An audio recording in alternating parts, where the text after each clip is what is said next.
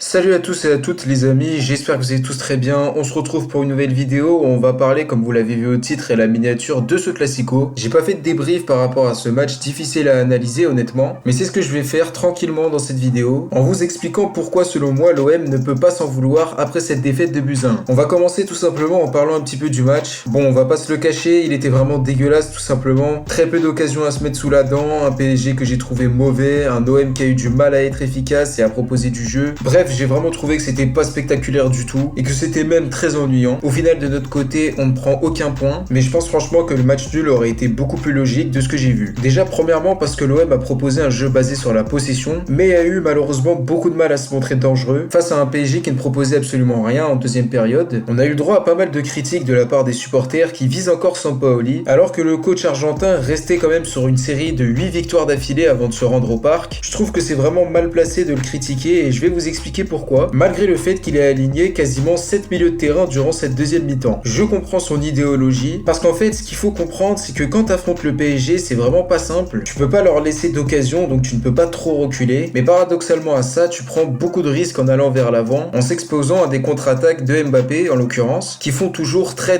mal. Sampaoli était donc face à un dilemme, et a décidé d'opter sur de la possession de balle, et même si je suis pas toujours d'accord avec cette idéologie-là, en l'occurrence, pour ce match, c'était ce qu'il y avait à faire. Parce que le meilleur moyen de contrer le PSG, c'était tout simplement de ne pas leur laisser le ballon et d'avoir un contrôle permanent sur la partie. On devait leur laisser absolument aucune chance, c'était trop dangereux. Certains trouvent que cette stratégie est abusée et révèle même de la peur de la part de Sampaoli, mais moi je suis franchement pas de cet avis-là. Comme je l'ai dit, on affronte la meilleure équipe au monde, qu'on le veuille ou non, en face de nous. Forcément, on a un peu de crainte, mais quand je vois certains qui disent qu'on a joué la peur au ventre, je suis pas du tout d'accord. J'ai même trouvé qu'on a dominé en deuxième période. C'était nous qui se procuraient les meilleures occasions, même s'il y en avait très peu, ça c'est sûr. Mais au moins, on a joué la sûreté, on n'a pas vu le PSG cadrer une frappe durant cette deuxième mi-temps. Donc au niveau du jeu, c'est vrai qu'on aurait pu se montrer un peu plus menaçant à certains moments, mais cette logique-là de contenir le PSG, pour moi, c'est bien la bonne. Maintenant, on va parler un petit peu de l'arbitrage. Et bah oui les gars, bien sûr que ça a joué. On a franchement l'habitude, toujours en fin de saison, dans le sprint final, c'est pas souvent que les arbitres nous aident dans le championnat,